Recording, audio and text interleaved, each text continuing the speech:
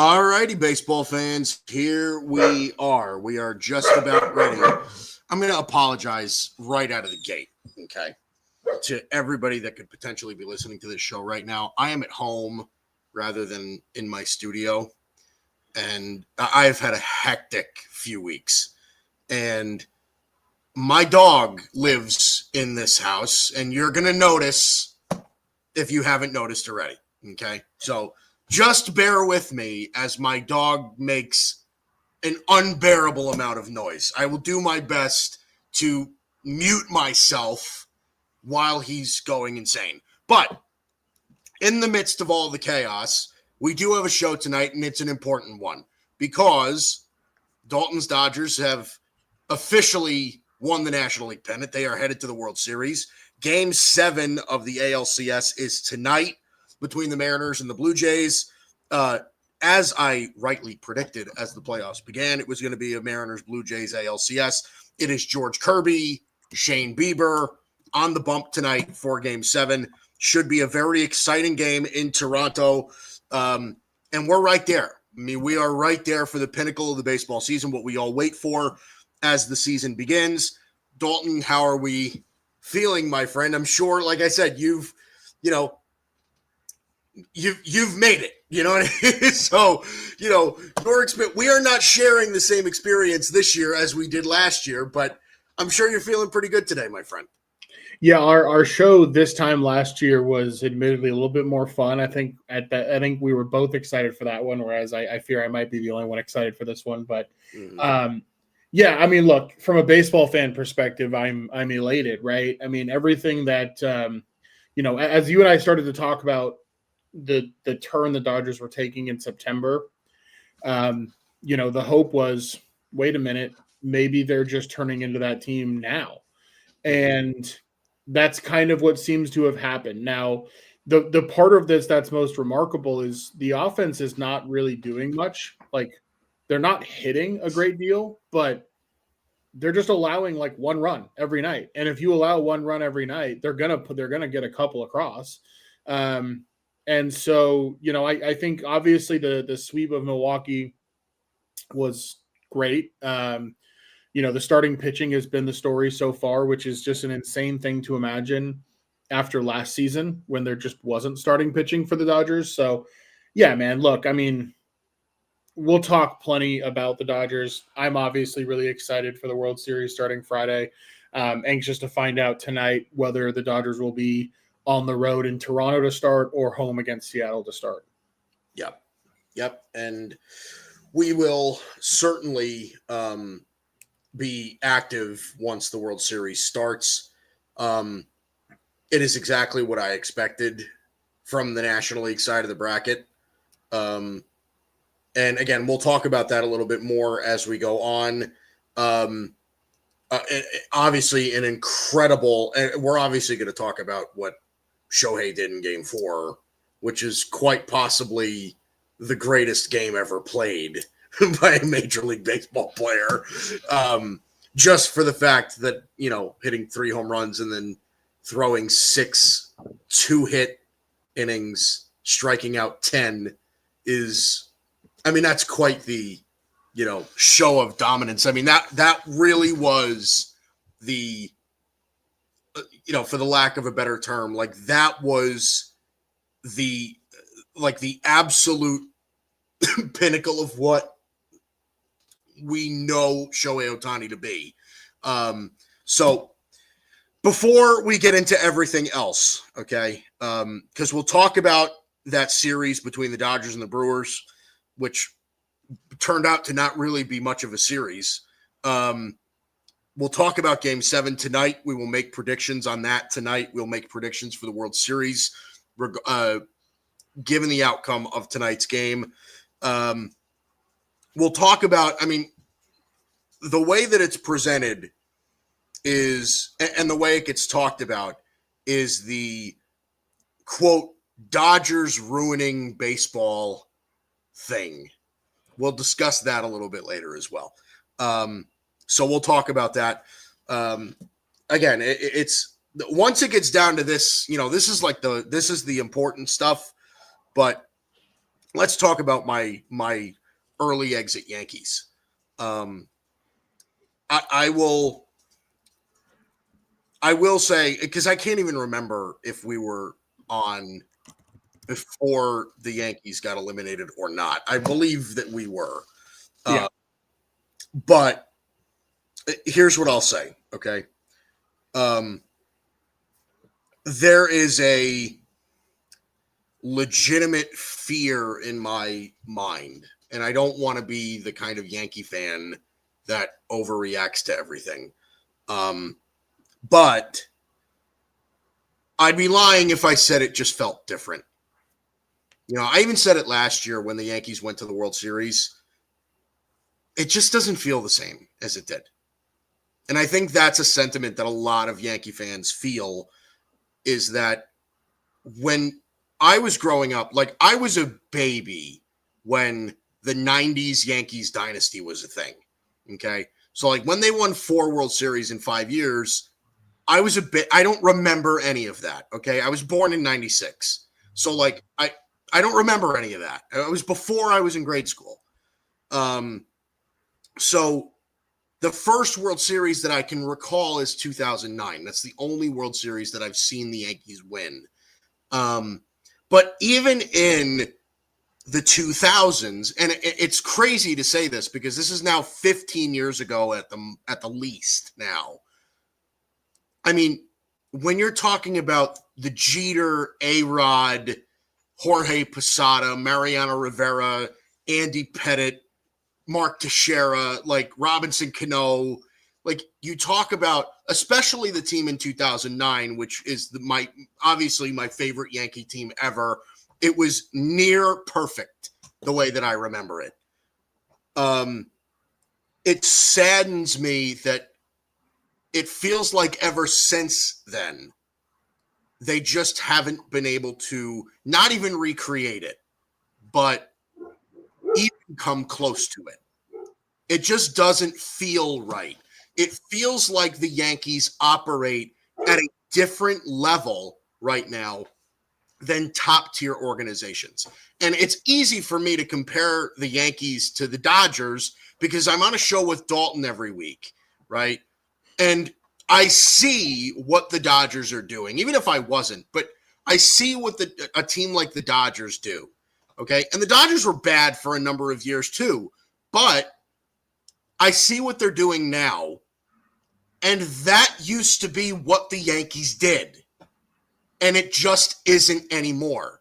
So I'm scared that for the foreseeable future, the Yankees might be good.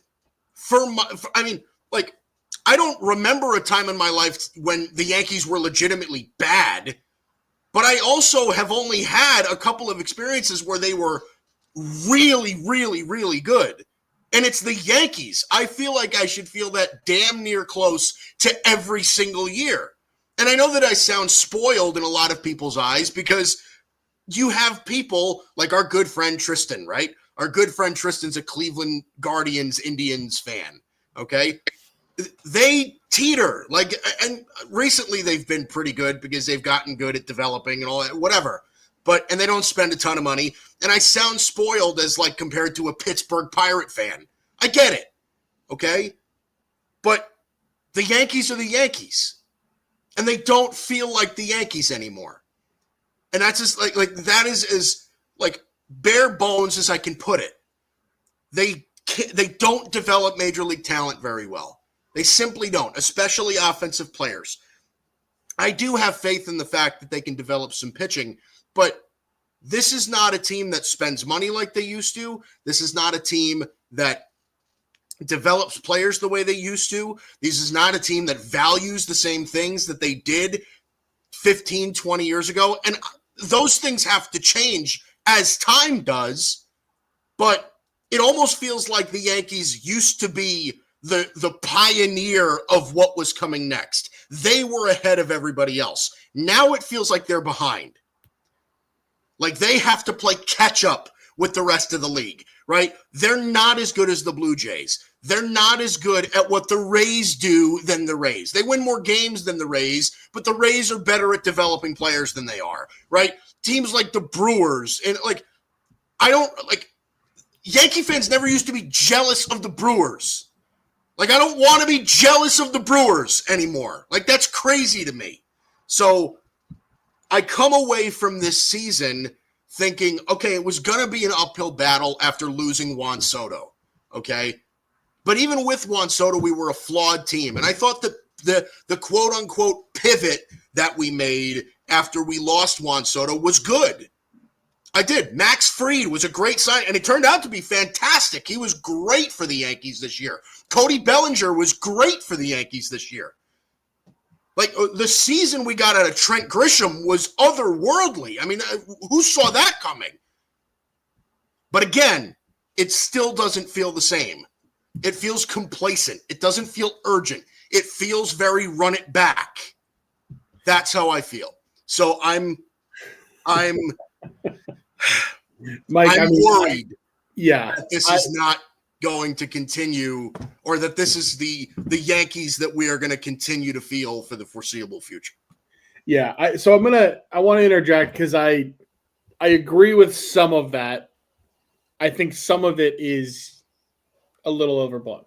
And I'll start with where I agree, which is I think the Yankees used to have the combination of both being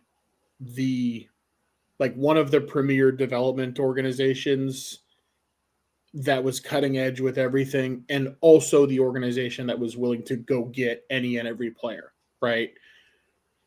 I think the problem for the Yankees now is they have not kept up with, I can't speak to everything that goes on in their analytics department. It's certainly more robust than the Colorado Rockies and the Pittsburgh Pirates and some others, right? But the Dodgers hire more baseball staff than the Yankees do nowadays. Mm-hmm. Yeah. There are other teams that have proven to be better at player development in the modern era than the Yankees. The Dodgers solve that problem by saying, hey, Andrew Friedman, the guy who's making this Rays thing happen, even though they have no payroll, here's a blank check. Come do it for us with a lot more money. And you see where that's taken the Dodgers. It is somewhat surprising to me that something similar hasn't happened with the Yankees. And I get part of it is there's this loyalty with Brian Cashman that goes on so deep and whatever. But if you need to hire somebody else and give them the Pobo title instead of the GM title and do it that way, that's fine. But it just feels like they need some sort of influx of new blood when it comes to how to evaluate and develop talent. I think that part is very fair to criticize them on. From a try perspective and they're just running it back perspective, those are the parts where I somewhat disagree because, to me, you can't say that while also saying, hey, I thought they pivoted off of Soto as well as you could, right? I think that they are going out and spending and making the effort to pivot and to not run it back. And I think we're going to see that happen again this offseason. And I think that they're going to be really good again next year. Are they going to see the cultural changes needed? I think that's fair to question if they run it back with the same manager. But what was interesting about specifically this ALDS for the Yankees is Aaron Judge's bat came alive. In fact, the offense in general for the Yankees was pretty solid. The problem is the pitching staff as a whole had an ERA of 8.47, and Max Fried and Carlos Rodon, who are your two aces going into that series, combined to give up 13 runs. And the Yankees even won one of those two games. Look, game one, Luis Gil, I think Yankees fans in general felt that was a little bit of a sticky situation having to start him in that game, but that's the reality of playing a wild card series.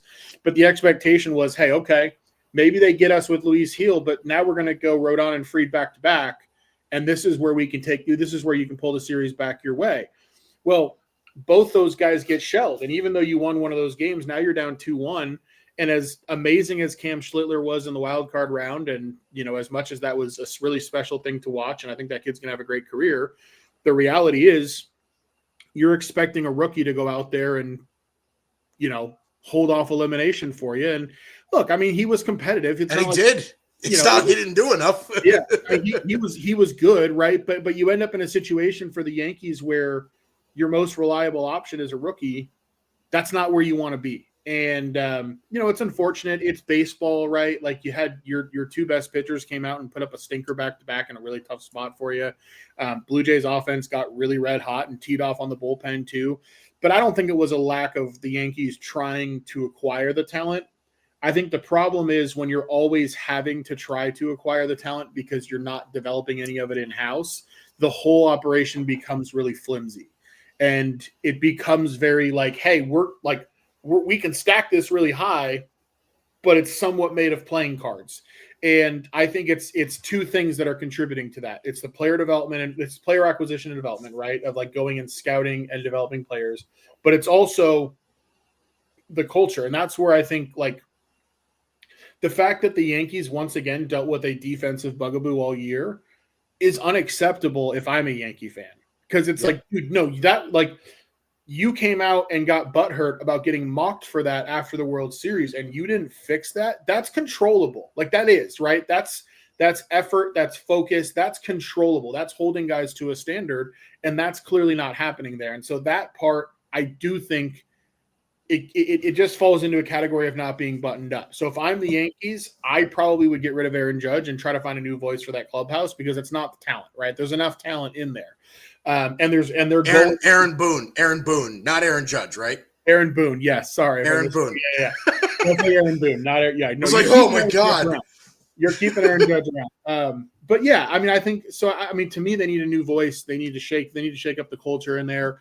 I'm sure they're going to run it back and go out and acquire some new talent, right? Like whether that be Freddie Peralta, whether that be whomever, right? I mean, I'm sure they're going to go out and acquire guys. Which I'll have more comments on the Brewers as we go along here because I've got some shit for them. But yeah, I don't know, man. I mean, I completely understand the frustration.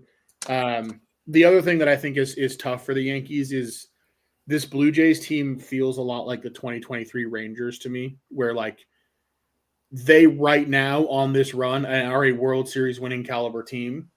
But like, do we think that that's who they're going to be in the coming years? I'm not sold on that. I'm not either. Not either.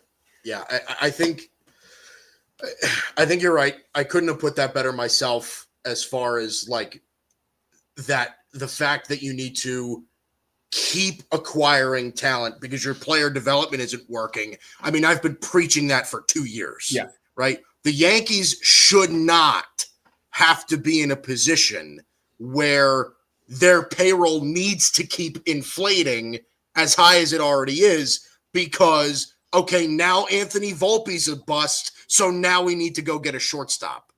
Like, no, Anthony Volpe should be good. Like that, like that's my main issue with the whole team. Yeah, well, and Mike, it's one of two things with that too, right? It's either number one, you didn't develop Anthony Volpe, or number two, you scouted the wrong player and picked the wrong guy to be your Anthony Volpe. Mm-hmm. Because I don't know which one of those it is. I'm just throwing that out there. Yeah, well, 100%. And that's I'll make this my last Yankee thing. I think moving off of Anthony Volpe at shortstop would go a long way. That would go a long way. Yeah. I think Anthony Volpe's probably a fantastic kid. He's probably a really hard worker, and there's nothing against him in that sense. But that, I think, is the center of the issue. I really do.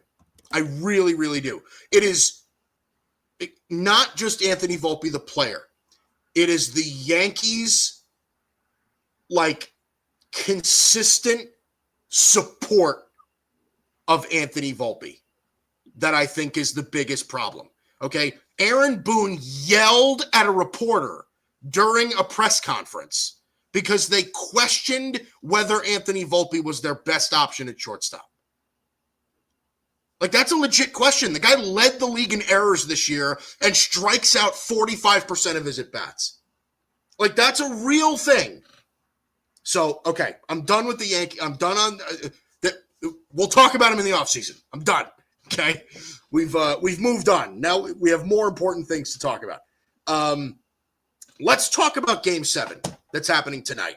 Okay, and then we'll talk about the Dodgers and that series with the Brewers, and we'll talk about the Ohtani game and all that stuff. We'll talk about all of that. Okay, but Game 7 tonight. I will go like full preview on this, by the way. So it's Kirby versus Bieber. The Mariners lineup consists of this. It's Julio, Raleigh, Naylor, Polanco, Arozarena, Suarez, with Crawford, Rivas, and Robles, 7 through 9. Bieber, like I said, on the mound for the Blue Jays. Springer, Lucas, Guerrero, Kirk, Varsho, Clement, Barger, Kiner Falefa, and Jimenez. Okay, so full-blown lineups, starting pitching. What do you, Dalton Brown, think happens tonight? What do you think of what, or I'll just broaden it out. What do you make of the game tonight? What do you think is going to end up happening? Give me your thoughts on Game 7 of the ALCS. Yeah, so part of what makes this game so fun and what's made this series so fun, and frankly, what's made a lot of the American League postseason so fun, is that there's not a lot of separation here at all. A big part of why is because Vladimir Guerrero is having one of the best postseasons we've ever seen. He's OPSing 1474 in the playoffs, which I believe would be like third best ever behind, I think, Bonds in 2002 and Ricky Henderson. I forget what year. He's having one of the best postseasons we've ever seen offensively. And, you know, that's a lot of what is making Toronto what they've been. You've also had a couple home runs for them from Andres Jimenez in this series, which if anybody tells you they saw that coming, they're lying.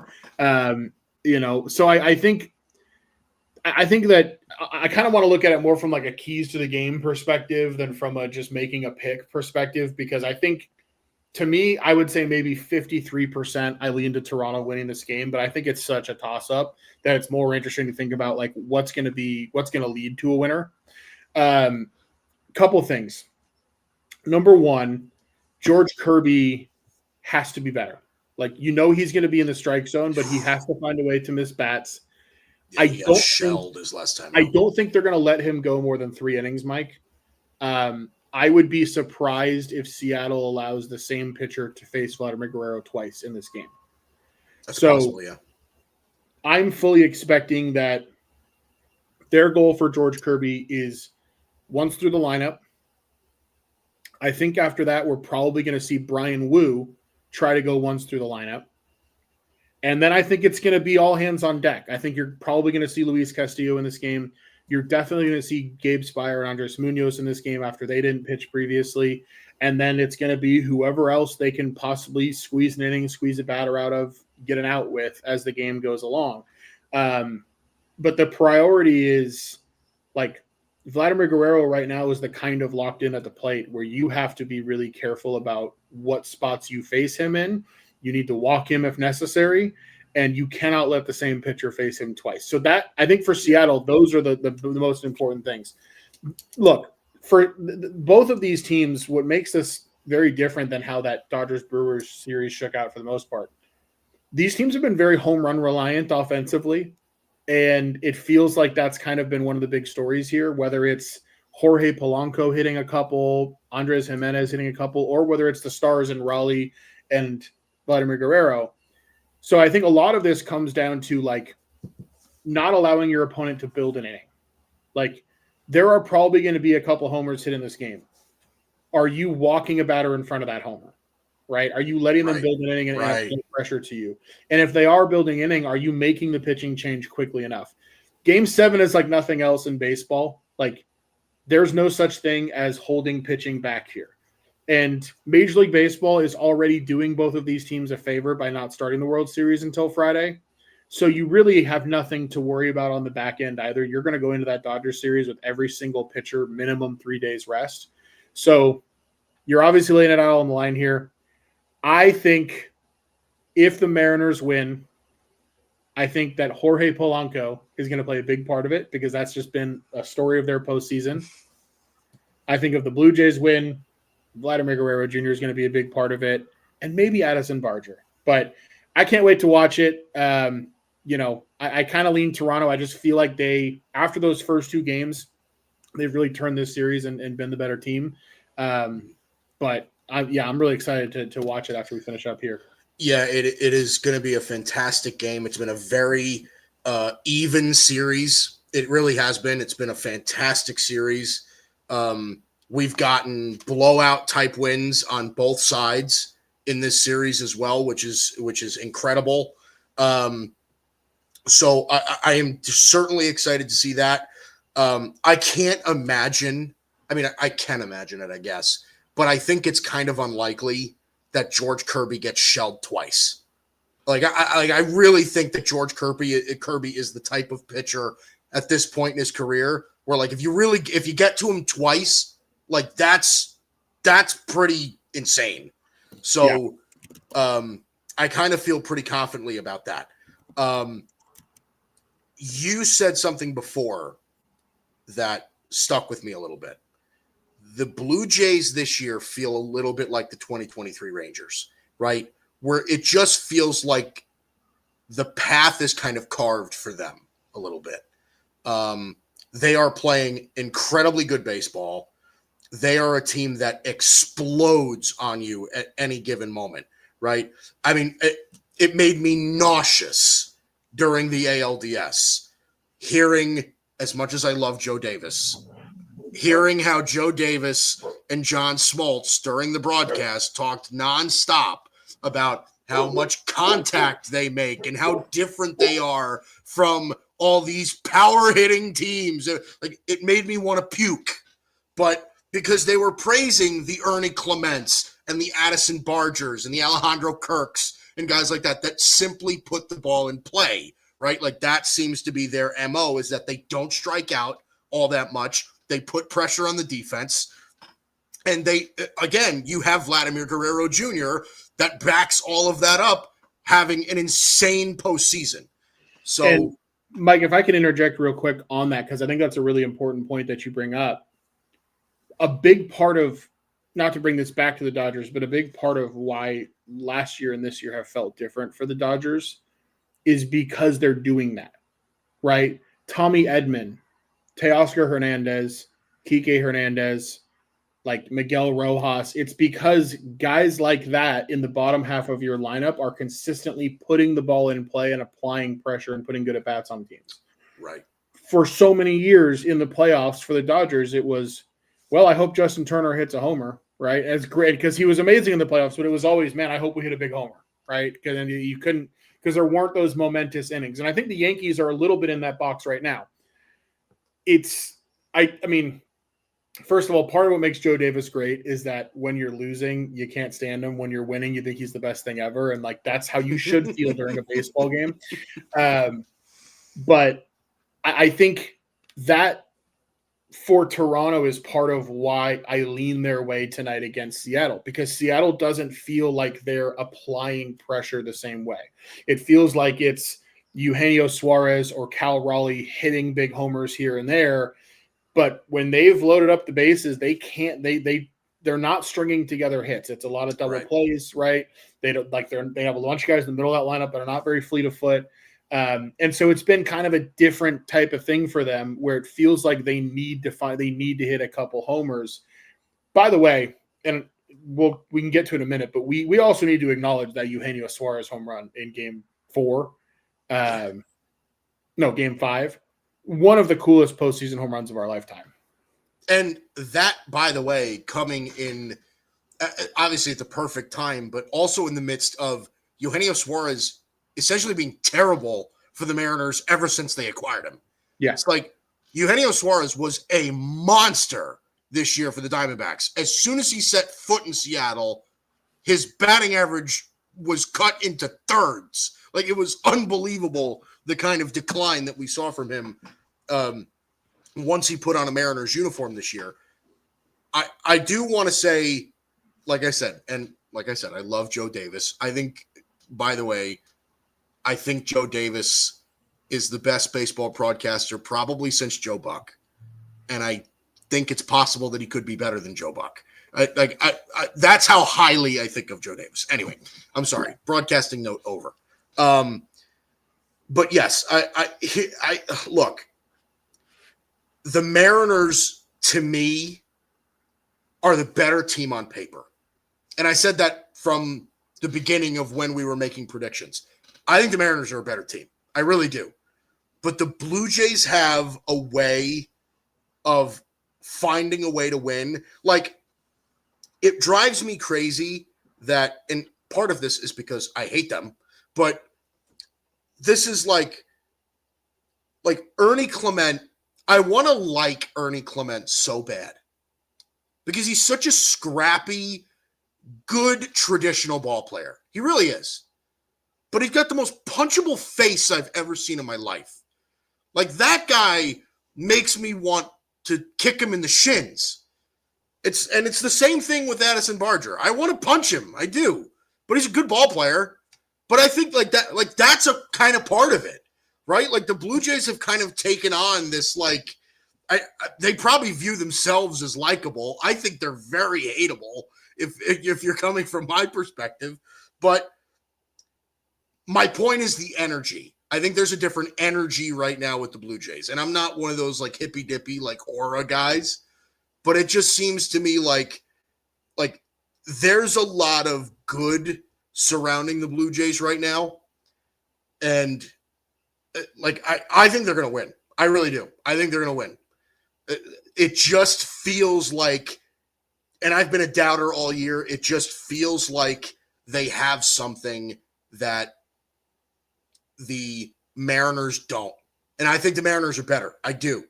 But I think the Blue Jays this year in the American League, and spoiler alert, by the way, if the Blue Jays go, I think their run ends in the World Series, by the way. But the Blue Jays can take advantage of the American League in a similar fashion that the Rangers did in 2023, where it just seemed like everything was going right. All of the barrels were turning. Like, it feels that way to me. I think it's Blue Jays. I do. As much as I hate to say it, I think it's Blue Jays and their stupid as fuck jacket. That's what I think. You're muted, Dalton. Sorry, my dog had been barking. I forgot that I muted myself. I think that the Blue Jays should be the favorite tonight. And I agree with everything that you're saying as far as just like the vibes with them. I mean, I think the other thing too is like, it's weird, man. On paper, the Mariners scare me more than the Blue Jays, but the Mariners have to come down to LA. And I mean, we'll talk about it more, but like what the Dodgers did to that Mariners team at the end of the season was like a little bit of a like, hey, hi, how you doing? We're better than you. Like, I know it was 3 games at the end of the season that didn't mean anything, but like Friday night, the Dodgers hand George Kirby a loss in a game in which Justin Robleski and Will Klein pitched most of the innings for us. Like Saturday, we get a couple runs off Logan Gilbert, and then we end up handing Andres Munoz the loss in that game, like getting to their best. And then on Sunday, we light up Bryce Miller, Ohtani homers against him. Kershaw dominates them into the 6th. So if we do face the Mariners, this is a team that threw basically the same 3 starters we're going to see outside of Luis Castillo at us the last weekend of the season. We handled all 3 of them comfortably. Yeah. Meanwhile, we didn't show them anything. They got 3 innings of Tyler Glasnow, and that's it. And so I feel really good about the Mariners matchup, I think a little bit more than the Blue Jays, partially because to me the Blue Jays right now are a little bit more of an unknown and having to go into that environment for the first 2 games. Like, they're just running hot. So I know you hadn't asked me that question yet, but it's hard for me to not think of things from the Dodgers perspective right now. Yeah. And that's I think going into tonight's game 7, I think I am somewhat rooting for the Mariners because I just trust our ability to not allow them to string together hits, and I trust our ability to get to their pitching. Toronto's more of an unknown. Yeah. Yeah, if you've noticed, I've worn a shirt, maybe the shirt that in my wardrobe that closest resembles Mariners colors. But I don't know that I have anything that's that color, that ugly blue that they wear, but this is the closest thing to it. Yes, I will join you in rooting for the Mariners tonight. So is that what you think happens? Do you think it's Mariners or do you think it's Blue Jays? I think it's close. I would lean Blue Jays right now. Yeah. I just feel like they have more momentum. And the problem I have with George Kirby is he's not like a stuff guy. Like he's a command guy who has to be perfect. And I mean, it's not that his stuff is good, but like he's a command guy at heart. Like that's who he is. And I don't think that plays as well in the postseason. Shane Bieber's not what he used to be, but he's got a ton of moxie, ton of experience. I trust him to work out of a tough inning here and there. I think he'll work a little bit deeper into the game. So yeah, I think I like Toronto. Yep. I think I'm with you. I want it to be Seattle, but I agree. I think it's Toronto. Listen, I came away from the ALDS against the Yankees thinking, if this is what the Blue Jays are, nobody's beating them. I mean, the Dodgers may be an exception, but in the American League, nobody's touching them if this is what they are. Because you and I, like I said, had that conversation about, because our last show was during the ALDS after the Yankees got blown out twice in a row, right? Mm-hmm. And my big thing was, like, I don't think that series had a lot to do with the Yankees playing poorly. Like, I think it was less about that. It was more about the Blue Jays dominating. Like, there was something about what the Blue Jays were doing that was overwhelming the Yankees. It wasn't the other way around. So that's how I feel about them. But as we talk about the Blue Jays, let's talk about the Dodgers. Let's talk about that series. And obviously we'll wrap in this whole whatever Shohei did in game 4. If, he was touched by God the night before or whatever the hell was going on. But I thought the Dodgers were going to win that series. I didn't think they were going to sweep them. I didn't think that. The Brewers didn't show up. They didn't show up. That's how I came away. The Dodgers dominated like people thought they would. And not before the series, before the season. They dominated the way that we thought they could. And the Brewers fell on their face. That was my big takeaway. That was my feeling going into or coming away from that series. How did you feel? Obviously, you're coming at it from a Dodger fan perspective, but even just as a baseball knower, how did you feel about that? Well, I appreciate you calling me a ball knower. I mean, I love being called a ball knower. Yeah, no, look, I think it was basically a singular story of the Dodgers starting pitching overwhelming a team that offensively was more middle of the pack than they were near the top of baseball. And you and I talked all year about the fact that the concern with that Milwaukee team is, can they hit when the chips are down in a spot like that, when the pitching gets better? And they couldn't, right? They were very fortunate to be playing the Cubs and not the Padres, in the sense that the Cubs hang their hat on their offense. And I think the Brewers can beat a team that hangs their hat on the offense if the pitching is kind of shaky, which the Cubs pitching is kind of shaky. And so I think that was the only matchup that they were going to win in this postseason. If they had gotten the Padres there, I'm not sure that it wouldn't be Dodgers Padres right now. I have a few takes on the Brewers and on this series in general. I am happy for their fans that they had this great season, right? That they got to host NLCS games. I think it was more than they were bargaining for preseason, and I think a lot of their fans have decent perspective on that, so good for that. I also think Pat Murphy probably learned something this week about running his mouth. To sit there before the series and talk about how you're a bunch of nobodies and how the Dodgers are this high, He spent more time talking about the Dodgers payroll than anything else before the series and during the series. And to me, it just comes off as whiny. It comes off as my guys aren't good enough. It comes off as let me make an excuse before I lose. Look, man, it's no secret that the Dodgers have a huge payroll.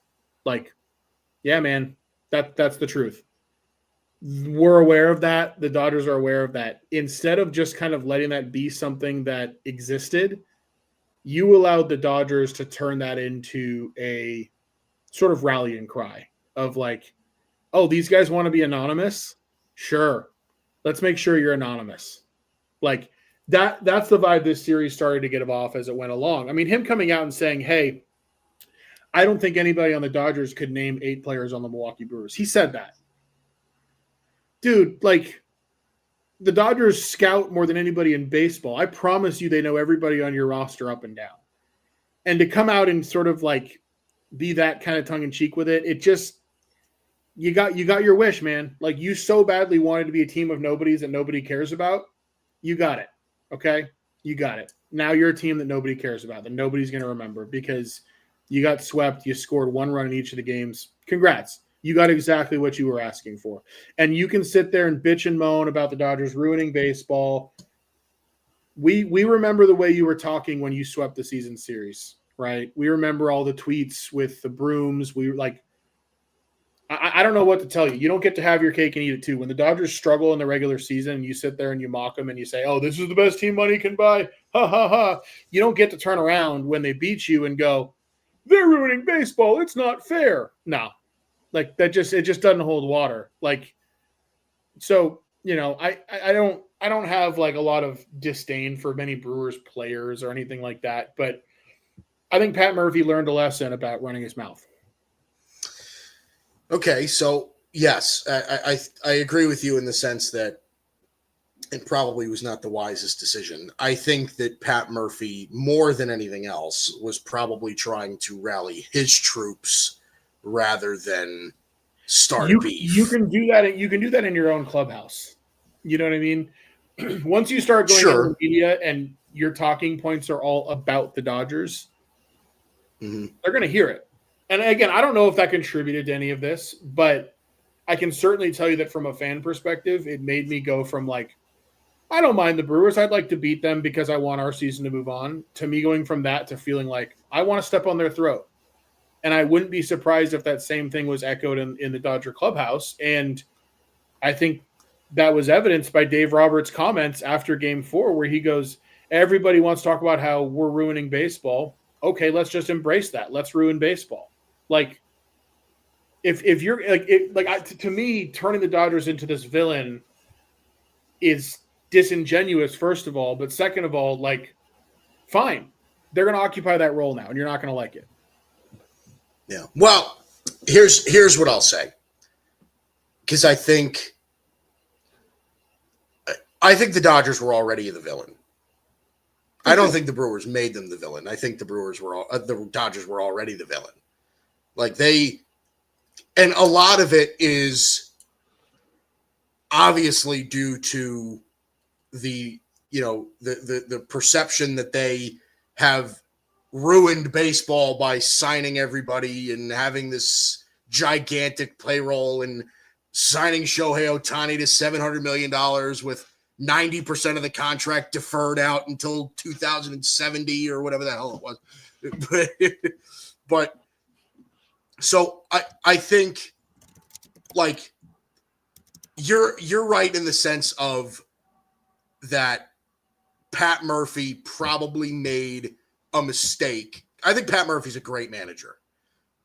Pat Murphy made a mistake by talking shit in the media a little bit. Okay. Maybe indirect shit, but still shit. I also think if that's what Pat Murphy's message was to his team, then that's something that everybody kind of knew already. I mean, think about it. You and I played a game however long ago it was when we were talking about how good the Brewers were. We talked about, can you name their top rated players in terms of WAR on their roster. And I couldn't do it. I mean, I got most of them, but some of them I didn't know based on their face. I just couldn't do it. And that's a message that obviously rings true to, I'm sure, the Brewers as an organization, Brewers fans. Like, we are, like, they were still, and this was, I think, their big mistake, honestly, over everything of what you just said, is that they were the number one seed in the National League. They shouldn't have acted like the underdog. Like, that's kind of where I think they went wrong.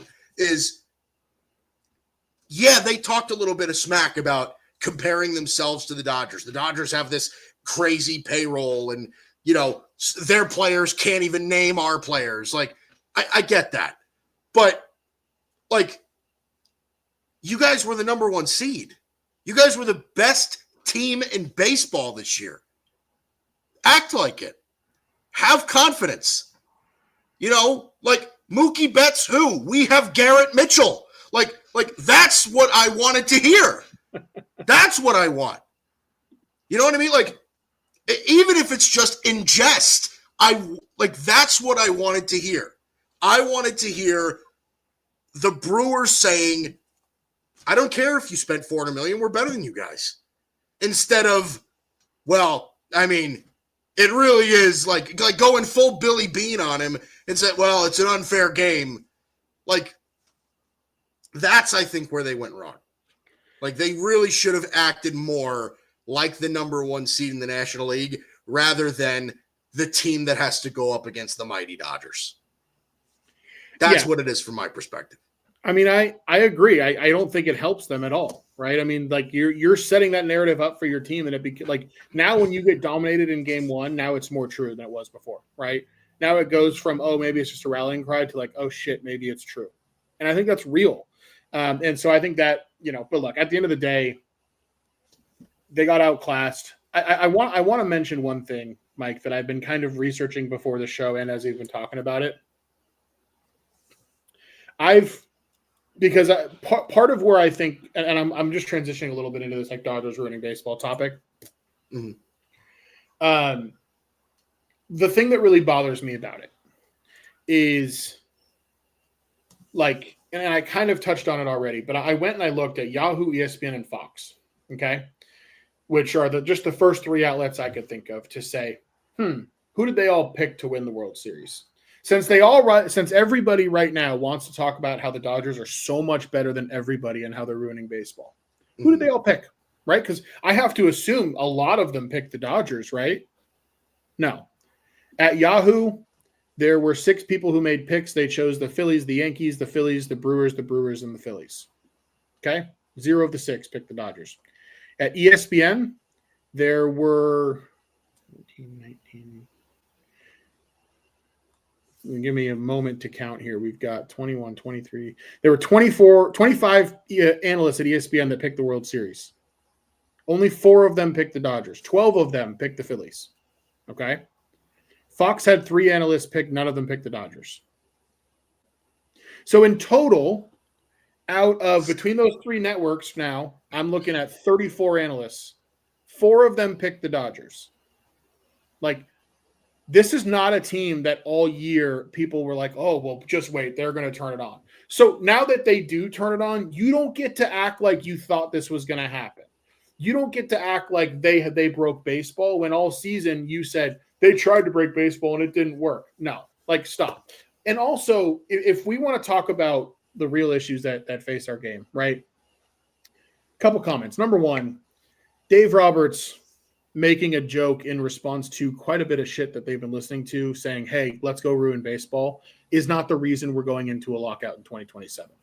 The reason we're going into a lockout in 2027 is because the owners in Major League Baseball are greedy, and many of them are obsessive about it being more of a money-making enterprise than a winning enterprise.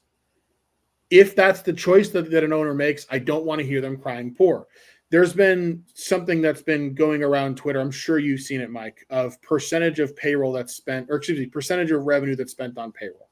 Yes. Yep. Sure, I've seen the list. This is not a perfect way to measure this.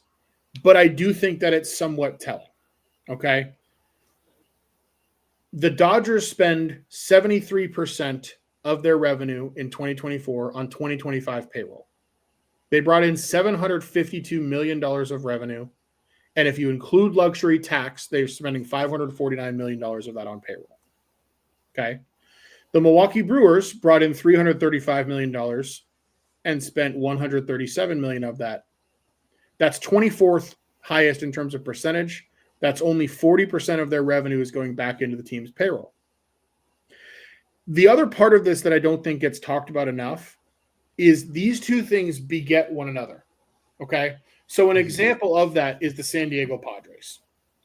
The San Diego Padres have a payroll, including luxury tax now, of $275 million. Okay.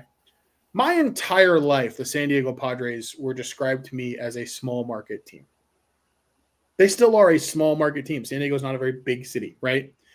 But the reason they're operating like a large market team is because they made the decision to invest in that team. The result of that investment is now that revenue number has gone way up to the point where the small market San Diego Padres that are at $275 million now in payroll are spending a lower percentage of their revenues on players than the Dodgers. Why? Because that investment that they were willing to make resulted in that place being packed every single night all year. And so when I hear fan bases complain about, hey, we in Cincinnati, we in Milwaukee could never be like the Dodgers because we play in a small market. If your ownership group invested in the team and made it something worth showing up for, you are a good fan base and you will show up in droves to watch that product. The team will make more money. The investment will make sense. The Dodgers made back Shohei Ohtani's entire contract, including the deferred part of it, in year one. So all of this crying poor, all of like, if you want to ask me, hey, what do we need to do to actually fix parity in baseball? Number one, my answer is going to be nothing. The Dodgers won 93 games this year. Nobody won 100 games. Baseball's fine from a parity perspective. But number two, if we decide that there is a fix needed, I think every single team in baseball should be required to spend 50% of their revenues at a minimum on salary for the following season. That's how you set a salary floor. That's fair to everybody. So appreciate you letting me go on that rant. I've got a lot more I could say, but I don't want to sit here and talk all night. So here's the thing. I agree with you for the most part on everything that you said. I don't think the Dodgers are ruining baseball by any stretch of the imagination. I mean, I do think that, like my first reaction, I'll be the first one to admit that when I saw the Shohei Ohtani contract deferred for 10 more years after the contract was signed, I'm like, or 10 more years after it's over, I'm like, oh, come on. Like, give me a break. Like that was my first reaction. But it also kind of was like, okay, well, that was actually kind of smart. You know what I mean? Like, that was actually like, for a player of Shohei Ohtani's caliber. Now, I don't think that you could do that with everybody. You know what I mean? Like, Shohei Ohtani's the kind of player that you could do that for. You can't do that for Jazz Chisholm. Like, you can't. He's not good enough to do that. If you're still paying Jazz Chisholm 10 years after his contract's over, like, then you're just stupid. But, for Ohtani, it makes a little bit of sense, right? For guys like Juan Soto and Aaron Judge and like the premier players in the league, sure. Whatever. That you're not going to look back 20 years from when the contract is signed and regret giving Shohei Ohtani that money. You're not. No, for a couple of reasons. One of which is that the Dodgers have already banked the money that they're going to need to pay him in those years down the line, right? So like that's this is not going to affect the 2038 Dodgers. The 2038 Dodgers are going to be just basically saying like, hey man, we've got this side stash of cash that we had from signing you. Like, here, take your pieces of it as you go. The other thing about the Ohtani contract in particular that's worth noting is any team could have done that. And that offer was on the table from other teams. And he chose to play for the Dodgers because, and this is the part people don't want to admit, because the Dodgers represent the best winning culture in baseball top to bottom. They have the best player development track record in baseball. They assign the most resources to developing you as a player. They have the best track record of winning over the last 10 to 15 years in baseball. It is an organizational success as a whole that leads to these things. Is the fact that the organization is very well financially backed. Does that play a part in that? Absolutely, for sure. But to minimize it, as so many people want to do, and look, a lot of this is just Twitter trolls who are butthurt it's not their team, right?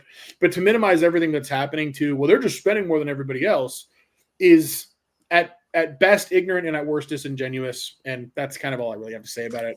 Yeah, I mean, I think, like I said, this is all kind of rooted in the Dodgers ruining baseball conversation when it comes to owners being cheap and everything like that. And I've always kind of had this position of, like, I don't know that I'm qualified enough, and this is just me personally, I don't know that I'm qualified enough to speak on that discussion as accurately as I want to, because I'm not as brushed up on actual business, being rich, that, like, I don't, like, yeah, the numbers make sense to me, but, you know, I don't know what any of that actually means, and I'm not going to pretend like I do. But in a vacuum, I think it certainly does make a lot of sense that, you know, like, the Dodgers, you know, shouldn't be the only team doing what they're doing. I once, you know, I'm not anymore, because I think it probably does a little bit more harm than good. I used to be a guy who was in favor of a salary floor. I don't know that I am anymore, because I think that would cause a lot of teams to put money in. Like, I don't know that the volume of players that deserve, you know, contracts that will inflate your payroll there aren't enough players worth enough money for teams to have a salary floor of 50% of their revenue. I don't think that that's the case. So I disagree strongly in two senses.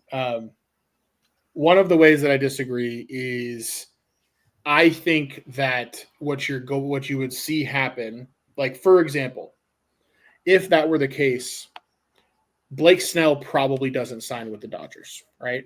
Some other team probably offers him more money and he signs there. As a result, and that Blake Snell is just one example, right? But what you end up with inevitably happening is you end up with the talent more evenly dispersing, because the other teams know that they have to pony up. And when other teams have to pony up, like, those are players who are now not signing with the Dodgers or the Mets or the Padres or the Yankees, right?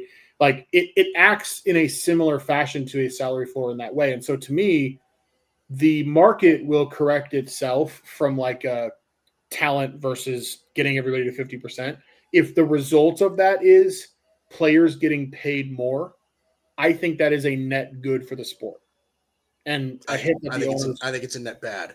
And I think it's a net bad because if you then have to say, well, the Dodgers, I don't remember what Blake Snell's contract is on a yearly basis. I'm going to pretend 5 years, 180 or something.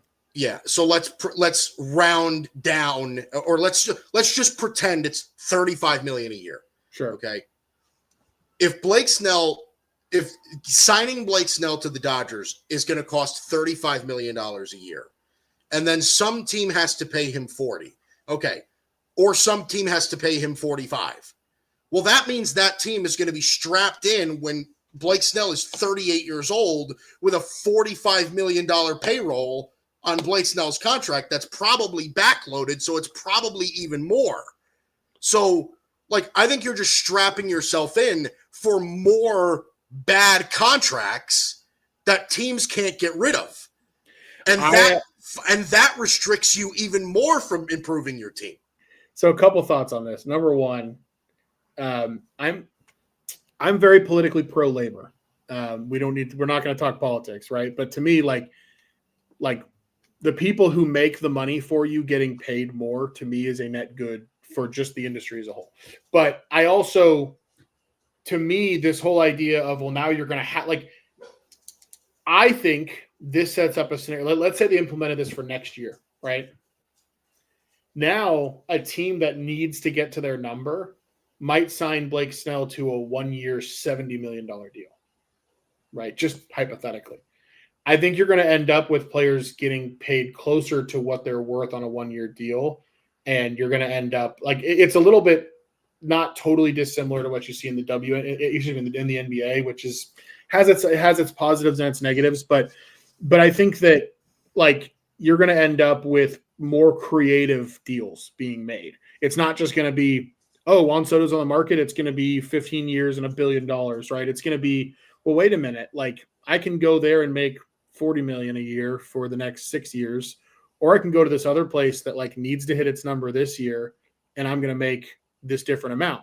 The other thing is, as you force those teams to spend more, the bottom of the league inevitably rises, making those teams not only more marketable to their fans, but also more marketable to future free agents. And to me, I don't think Major League Baseball needs the competition to flatten out. Like, I think the middle... No, I don't think so either. I'll say this. I think the middle 80% of baseball are all so close to one another. Yeah. I think there's a top 10% that are demonstrably better, but it's still baseball and they still have every chance of losing. And then you have the bottom 10% that are just like so blatantly not trying that like there's no way in hell they can compete.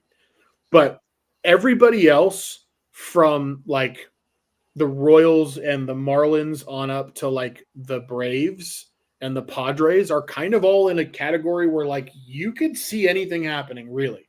And so I for one, I don't think like to me, the problem that we're trying to solve here is not flattening out the entirety of it. It's just like rounding off the curves a little bit on the two edges.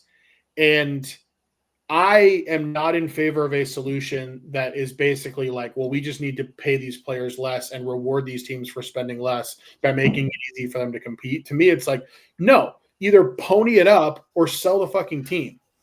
Like, to me, that's the answer. It's not pay the labor less. It's no, either you pony it up or you shouldn't be running that business. Sell it and go fucking live in, go live in your mansion. Like, I don't have any sympathy for the billionaire owners. I just don't.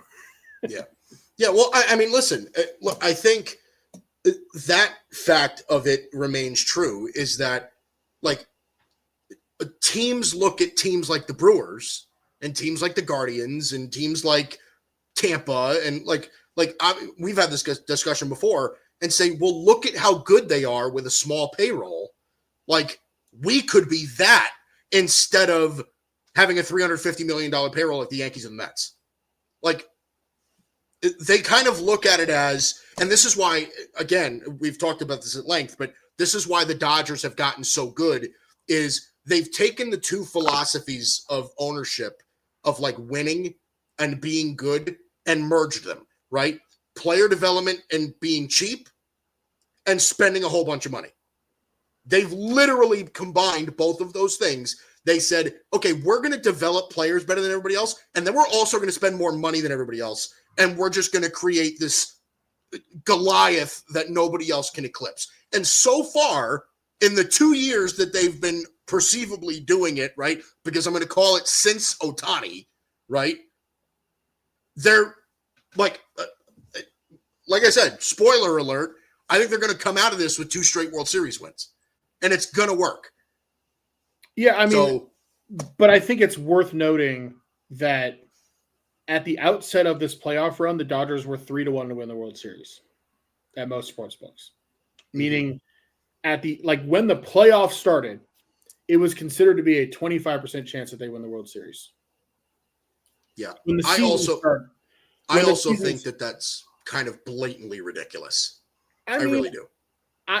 To me, it's like baseball randomness is a thing. And sure. To me, using this, because they're going to win 2 straight World Series, that then becomes a referendum on everything. To me, it's but they could have easily lost Game 5 to the Padres last year. They had to have things go right there, right? They could have easily, Orion Kerkering could easily not throw that ball to the backstop, and Philly has a massive advantage pitching-wise the rest of that game in extra innings. All of a sudden, you're going back to Philly for a game. These margins are so much smaller than I think we're giving it credit for when we talk about the Dodgers as this inevitable thing. I just don't think baseball works that way. the 2016 or 17 or whatever year Warriors, that's inevitable, right? Because basketball, when you play 7 basketball games, the better team has such a massive sample size within which to win. When a dominant NFL team led by Tom Brady or Patrick Mahomes gets a team that they're better than at home, they're going to win. Baseball's just not that way. And I think that painting baseball that way and painting even the Dodgers that way, as great as they are, is just not accurate. Like even in this World Series, right? I don't care who we play. Let's say it's Toronto for the sake of argument, right? I don't think you can reasonably argue that the Dodgers going into that series are more than a 63% favorite at best. Against the Brewers? Against the Blue Jays or the Mariners. Oh, yes. Okay. I'm sorry. Right? Even against the Brewers, though, I would say 65% max. Like, it's baseball. And the reality is, you go into that series and you flip a coin 10 times, about 4 of them, it's going to come up Dodgers losing. Yeah, and I think in most cases, you're right. I think this year is an exception. I do. I genuinely think this year is an exception. Like, we came into this season thinking the Dodgers were going to win 120 games. Sure. Like, that's how dominant we thought the Dodgers were going to be. And now, especially going into the last week of the season, when it seemed like they had just figured out, it had finally clicked all together. Like, anybody that was making a prediction, honest to God, and this is honestly how I feel about this, any of those 34 or whatever number you said, analysts that you said were on Yahoo, ESPN, whatever, Fox, if they didn't pick the Dodgers as their favorite, they were doing it to be a contrarian. I don't agree. The largest betting markets in the world had the Phillies and Mariners as favorites over the Dodgers to win the World Series entering the playoffs. I know, and I think that's crazy. I mean, that's crazy. You might disagree with it, but these are massive, influential things that have a lot to lose if they're dead wrong, right? Sure. Now, so to me, like, I just think it's revisionist history for us to go back and pretend that going into the playoffs, it was this foregone conclusion that they were going to run through it. That's just not how any of this was or how any of this works. Like, these people at MLB that are making these predictions, right? Like, they flat out said the Phillies are more well-rounded than the Dodgers because of their bullpen, right? The Phillies have home field advantage, and that home field is so impossible to win it, right? Like, these were the general consensus of people, right? Like, a lot of people were picking the Phillies to win that series.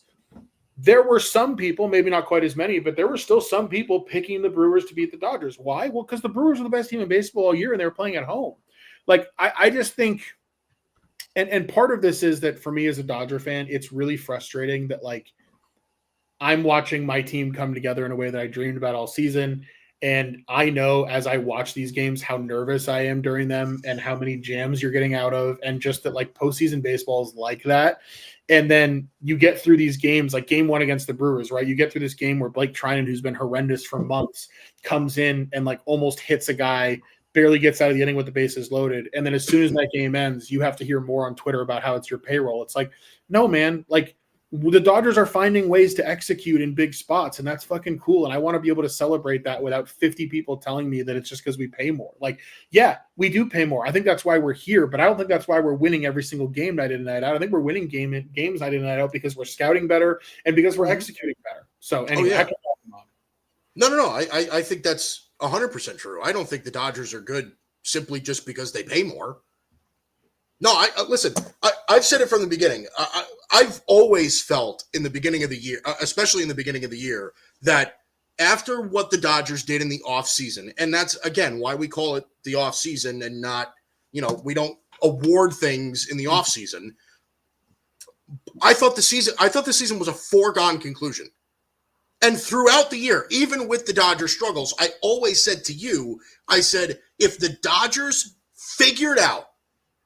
Dodgers got healthy and they figured out what they were doing, they are going to roll over everybody. And that's what happened. That's what happened, right? For the last week and in the postseason, they have been dominating the playoffs. Dominating it. So they do things better than everybody else on every account. They spend money better than everybody else. They develop players better than everybody else. They do everything better than everybody else.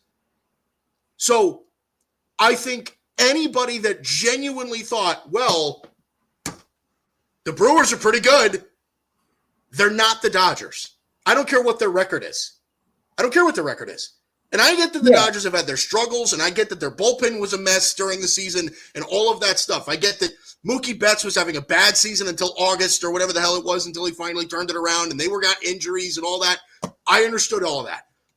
The Dodgers went into the postseason healthy and playing good baseball. If they're healthy and playing good baseball, they will demolish everybody. And I think that includes the World Series. So I get what you're saying completely. And I agree with you that baseball randomness is 1,000% a thing, 100% a thing. But what when I'm you saying said, go ahead.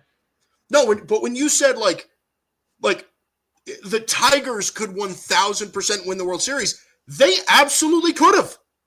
Yeah, they could have. But I think it's a little bit disingenuous if people genuinely looked at the Dodgers and said, yeah, I like the Brewers better. Or, yeah, I like the Mariners better. You can't possibly think that.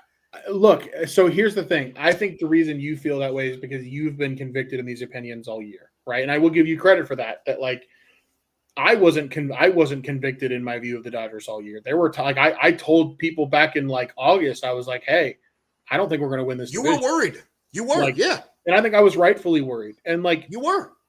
But I guess what I'm getting at, Mike, is I guess the main way that I want to make the point is your consistency and viewpoint on this is the exception, not the rule of reality of what we saw from people across baseball. The actual general opinion of baseball was, oh, wow, I think the Padres are actually better now than the Dodgers are after the trade deadline. I mean, I just pulled this up because I was curious to see if I could find an example in 2 seconds, and I did. This is from David Schoenfeld at ESPN. The Padres now look like the team in the National League you don't want to play in October. Later on in the article, he goes, this is a team that now looks capable of chasing down the Los Angeles Dodgers in the NL West title, which San Diego last won in 2006. That's how people were talking after the deadline. You look at what people were saying going into the postseason, right? It was a lot of the same. It was, hey, the Phillies are well equipped to beat the Dodgers. A majority of our voters, 16-9, think the Phillies will beat the Dodgers to advance past the NLDS. The Phillies are plenty good enough to win the World Series, but I believe the Dodgers, when healthy, have the best roster. Their starting pitching is stout. That might help the Dodgers' ragged bullpen. I'm trying to find the bit on the Phillies here as well, because I started talking about Will Smith. But I guess what I'm getting at in general, Mike, is I think this idea that, oh, well, we always knew this is where we were going to be. It's a lie. It's not a lie for you, because I think you have held steady in that view. But for the many, many others who are claiming that, I think it's a lie. And this idea that it's competition in baseball is down. These playoffs are doing the best ratings in 15 years. Yeah, that's ridiculous. Right. Yeah. That's ridiculous. And oh, by the way, when people talk about oh, this is bad for baseball, this is bad for the sport. Do you know what the three most commented on, liked, and viewed MLB Instagram posts are of all time? They are Shohei Ohtani's 3-homer game where he pitched 6 innings the other night, which, by the way, is the best game ever played. We'll get to that in a second, which I know we're way over anyway. But they are Freddie Freeman's walk-off grand slam in the World Series Game 1 last year. And they're Shohei Ohtani's 50-50 game. Those are the 3 most engaged with things MLB has ever put out in the history of their social media. Don't tell me the Dodgers are bad for baseball. They're not bad for baseball any more than the Warriors were bad for basketball, any more than the Patriots were bad for football. You can hate us, and that's fine. And I would argue that if I were a fan of another team, I'd probably hate the Dodgers too. But you know what I wouldn't do is bitch about them spending money. I would look at my owner and say, hey, Ricketts, the Cubs owner, why are you spending 34% of your revenue on the team? We make as much money as almost anybody. Why are we not spending more money on starting pitching? Right? Like that's where the ire would go for me. And so, yeah, we don't need to keep beating this dead horse, but it's just something that I like. The main point that I'm making is, and this is not directed at you, it's directed at virtually everybody else. It's disingenuous to suggest that everybody thought the Dodgers were going to do this the whole time, because you didn't. Everybody was dancing on our graves in July. That's true. That is true. That is true. And they're not bad for baseball. They're not. You and I can be in lockstep on that. They're certainly not bad for baseball. Okay. So the Ohtani thing. So what exactly did you do during that game? Did you run around your house naked? Like what was the whole? So I was actually reaction. I write a high school football roundup for the Pittsburgh Post-Gazette on Friday nights, which I'm going to have to be doing during Game 1 of the World Series as well. Thrilling. But I write in the fall about high school football in the evenings. And I was sitting there writing it. Tristan was actually at the house. And we were kind of watching the game together and chatting. And when Ohtani hit the first one, it was just like, wow, he hit that a long way. Okay, and he just struck out 3. Okay, this is pretty special. When he hit the second one, this is probably the best game anybody's ever played in the postseason when you add it all up, because he was already like 5 scoreless innings in, 2 homers. When he hits the third, it's like, I mean, like I literally, because I got the notification on my phone beforehand, and I looked at Tristan, I was like, he actually did it. I'm like, look up, he actually did it. And then we watched it. It was like, oh my God. A little bit of just numbers on it, a little nugget. There have been, I think, a little bit over 4,400 MLB postseason games played in the history of the sport. Okay. Out of those 4,400 games, only 23 times has a starting pitcher completed 6 or more innings, allowed 0 earned runs, and struck out 10. Okay. 23 over 4,400. That's half of 1% of the time. Okay. Then you add in 3 homer games. There have been 12 of those all time. 12 over 4,400. That's about 0.25% of the time, right?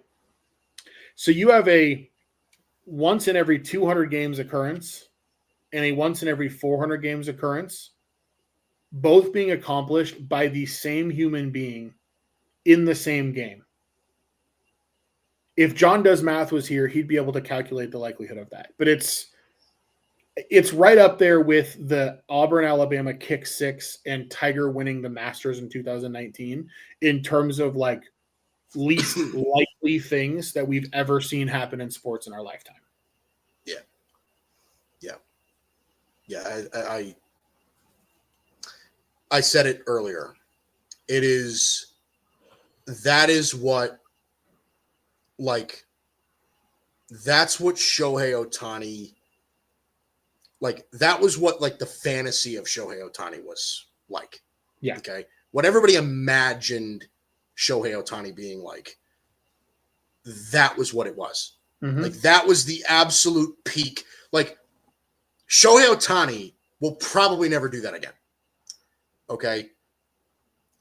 I can't think, listen, I don't ever like to say that, like, records are never broken, right? Like, there are some records that are just never broken, right? LeBron broke Kareem's scoring record, and everybody thought that there was no way anybody would eclipse that, and he did. Okay. So I don't ever want to say that.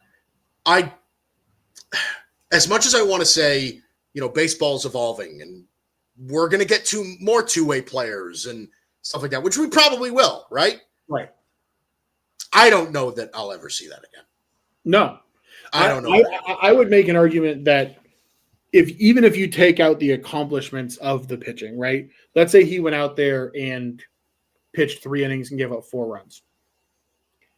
I don't think there will ever be another human being who starts a baseball game on the mound and hits 3 homers in a postseason game. Yeah. Period. Let alone throws 6 scoreless innings and, strikes out 10. Like, So you add all those things together, and it reaches a level of absurd that was just it was a blessing to watch. It was insane. And the fact that he went out of Dodger Stadium, Mike, I don't know if you've ever been there, but I can't even explain to you how absurd that is to hit a ball that far. It's crazy. Yeah. It's like it's the same myth of, or not even a myth, but it's the same legend of like nobody's ever hit a ball out of Yankee Stadium. And then we thought, I don't know that it actually did, but we thought that maybe Josh Hamilton did it at the old Yankee Stadium during the home run derby. When Boomer said, "Did that go where I think it went?" Like, and I don't know that it actually made it out, but it looked like it could have. But it is kind of like that same legend. The progression for me with this Ohtani thing was funny because I looked and I was saying, okay, Ohtani hit 3 home runs in one game. I knew he was pitching that night, so I was like, okay, so let's see how he's pitching. Okay. Oh, wow. He threw 6. He threw 6 scoreless. And then I slid the slider over a little bit so that I could see how many he struck out. And I'm like, oh, my God, he struck out 10. I'm like, this is like the most insane thing I've ever seen in my life. It really was kind of nuts. So, yeah, that was kind of crazy. All right. Let's end the show with this. Game, it should be underway now. Right? Do we have it is already 1-0 Mariners by 1-0 Seattle. Yep. Josh Naylor. 1-0 Mariners in the top of the first. Josh Naylor hit an RBI single in the top of the first. So again, we'll see. There's plenty of game left, obviously, but Mariners, Blue Jays, what do you think about the World Series? Whenever this game goes to play the Dodgers, what is your prediction, my friend? Yeah, I mean, I said earlier my prediction was Toronto to win the game. They're down 1-0. Obviously, if you ask me that right now, I'd say my prediction is Seattle to win the game, but it's very much still up in the air. Look, I mean, it would be disingenuous for me to pick against the Dodgers in the World Series. It would be me playing devil's advocate, right? Which I'm not here to do. I'm here to give you my honest take. I think the Dodgers starting pitching is in a place right now where pretty much every night you're going to be going into the 5th, 6th inning, and the opponent's going to have 1 or 0 runs, most likely. Which team do I think is more likely to break that mold? Toronto, which is why I'd rather play Seattle, also because we get Seattle at home. So I'd rather play Seattle. I also think from just a baseball fan perspective that Seattle making the World Series would be really cool. Like, seeing the raw emotion from their fans who have never seen anything like this for their franchise has been really cool. And I like Seattle a lot as a city and as a sports city. I spent a summer there when I was in college and went to a ton of Mariners games. And it's a really underrated fan base. It's a really underrated city. It's an awesome spot. And so I'd be really happy I'd be happy for Toronto too. They have an almost as compelling story, but yeah, I'd rather see Seattle win. I'd rather play Seattle. I'm going to go into either series confident, but certainly not cocky because all it takes is for a couple bats to get hot against you, and it's all over. Mm-hmm.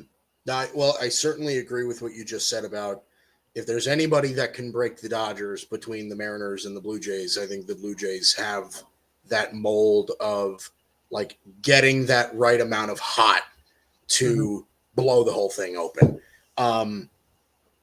But I mean, you already know what I said, right? Like you already know where I stand on this. I think the Dodgers are throwing an ace at you every night. Yep. Like it's that simple. You have to go through Ohtani, Yamamoto, Blake Snell, and Tyler Glasnow in any particular order, and you're not getting a break on any particular night. It is just such a like again when everything gets rolling for the Dodgers, it is such an unfair fight. It really is. It is an unfair fight. I really think they're that good. They do everything that well. I've thought that throughout the entire season. And regardless of who they play, I think it is damn near a gentleman's sweep. Like I would pick the Dodgers in 5. I think it's that much of a like I think we could see something in the World Series where like we'll talk about how how this year's Dodger team did what we thought they would, maybe taking a different path to get there. But we will look at this, at least I will look at this and consider it like, okay, like this is exactly what I thought would happen. I think regardless of who wins tonight, it's Dodgers the whole way. I really do. I really think it's Dodgers the whole way. Yeah. I mean, I'll say this. The pathway to the Dodgers losing a series is not a difficult one for me to imagine. Here's how it looks. It's any one or two of those starters falters, and all of a sudden you're down 3 or 4-0, and we're pulling Blake Snell because he doesn't have command in the 4th inning. And now Trinan and Vesia and Bonda and Robleski and Kasperius and all these guys are trying to eat innings, and a game gets away from you, and all of a sudden you're losing game 1 9-1. And then maybe Yamamoto doesn't have it. Our bullpen's getting overexposed. Like, because the bullpen, we're hiding it really well right now. Like, we're masking it effectively with being able to mostly just bridge games to Roki with like maybe a couple outs from Vesia or Trinan, maybe a couple outs from Emmett Sheehan. But Mike, there's a world where if we have to play from behind in games, it spirals quickly like it did in Game 3 against Philly. Like that game was not an anomaly. Like that could happen. So I just want to lay that out there in advance, get ahead of it. That's what the pathway looks like if the Dodgers lose this series. Our bullpen just has to eat too much. It can't do it. If our starters are who they've been for the last month and a half, you're probably right. I'm not going to call it 100% for the Dodgers. I'm not going to be that guy, but I will call it like you said, maybe like 65-35, something like that. I'll take those odds any day in baseball. I think that's about it. All right, we've been on for an hour and a half. I'm tired. I'm hungry. Actually, it's 8:30. I'm hungry. I want dinner. My dog who was surprisingly quiet during the broadcast, which is amazing. I didn't think that was actually going to be the case. He's now trying to get my attention, getting me to play with him. But all right, we will certainly be back next week. World Series is on deck here. Enjoy Game 7 of the ALCS to see who the Dodgers beat in the World Series. It's going to be very, very interesting. But as for Dalton Brown, I'm Mike Guido. This is the Bicoastal Baseball Podcast on the Grid Network. Make sure you check out all of the programming here on the Grid Network. All of that same old stuff. Thanks to everybody in the comments section for tuning in. We appreciate you. We'll see you next week.